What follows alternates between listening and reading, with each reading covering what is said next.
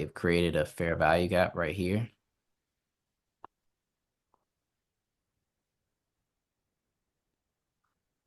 That's something to watch.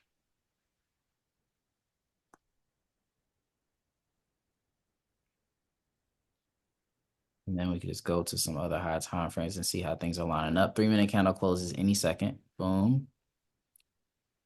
5-minute candle has 3 minutes.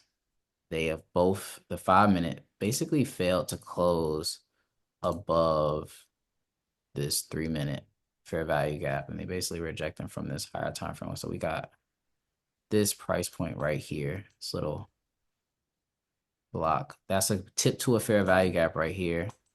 This might be our entry. What made you mark that price Huh? right there? Huh? That red line. What made you mark right there? Oh, that bullish candle. So if you pay close attention, everything before that is bearish candles. Okay, I see So that. they just came into that candle with the bullish candle. They basically what we call balance that price range. So as of right now, what we're looking at is a potential sale setup right here. And they've just actually dipped into this fair value gap. They might just drop right off of here. I kind of don't want to buy from right there. Yeah, I kind of wanted to let them push up. Hopefully they don't miss me now.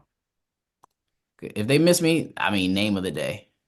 Right. You see, I anticipated that they would come into. Yeah, that it would come up a little bit more. That's funny. Let's see if they continue. Come on, get the car in it. If they're wanting to go higher, actually, so Why? what you Which can do, car? I'm gonna show you. What you can do is you can measure exactly the 50% between the fair value gap. So I think I was already there. I was thinking this a Oh, little. between the program. Boom, right there, the 50%. That's typically the area where you would put it.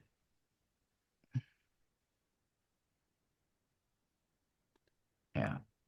If anything, this is decent. Now, because they did close below this candle, but they technically were inside of a fair value gap. If they continue to go up, I wouldn't be surprised. I would not be surprised. And in this trade, I'm totally fine with them just taking me out of it if they do. Because like I said, that big, that big drop, so it just came to the body of the order block. That's really nice. But the big drop, definitely deserves a big buy. They've just bought up. But crazy enough, this buy I was know. 250 Wait, do points. your ruler again. How many points was that? 250 plus on just the buy up.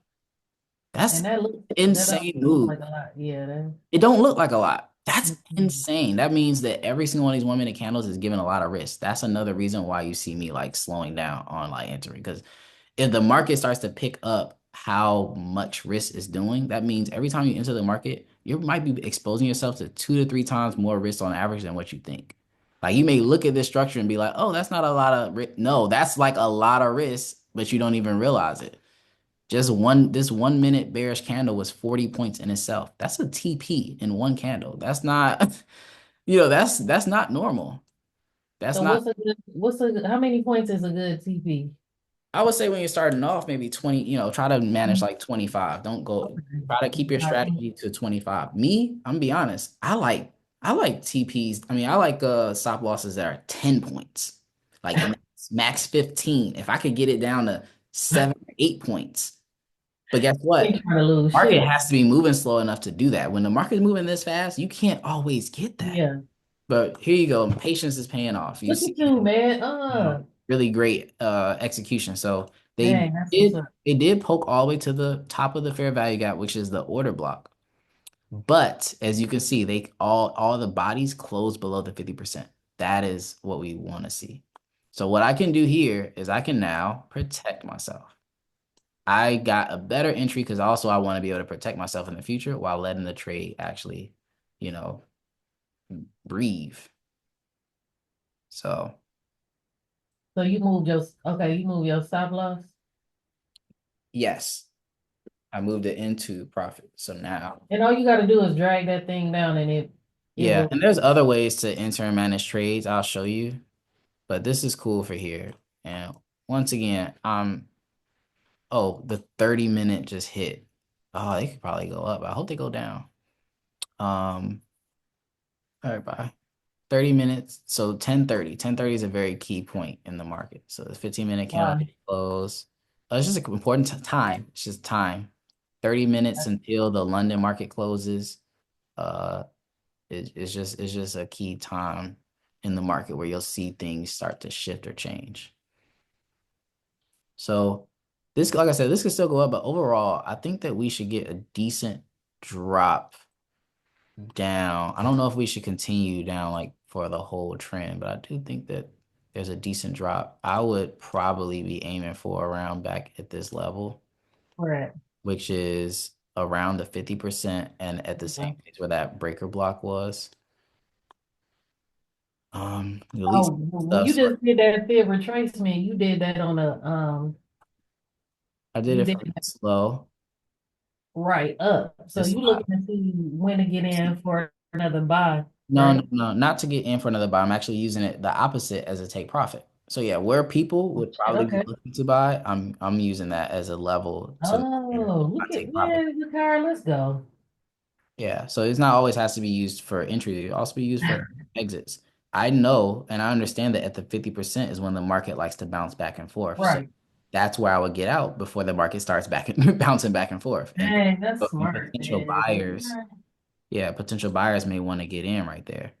Now, once again, I messed up because I should have switched to micros so that I could take Oh, some partials because I'm on you the can't take partials on minis?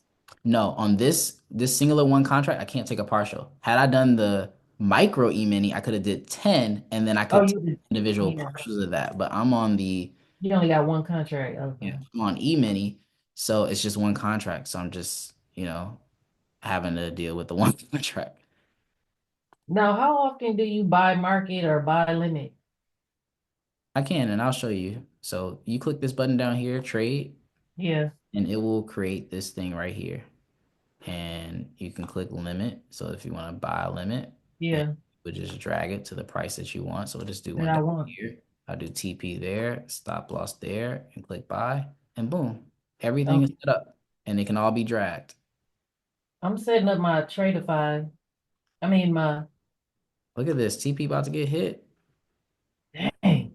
I'm closing out though, Yeah, get out of and only here. only because it went. I wouldn't have made much more if they went any further, but it's not impossible for them to But come. you did the retracement anyway. That's Yeah, about right. So yeah, that's about right there. They hit look at the. it right now. Look, buyer stepping in. Yep. Exactly. So it's like sometimes if you do a really good TP, just know if it's too good, they might swerve it for a second. You Right. can pull back and then come back down and hit it though. But like, Exactly. I could be taking that new sale.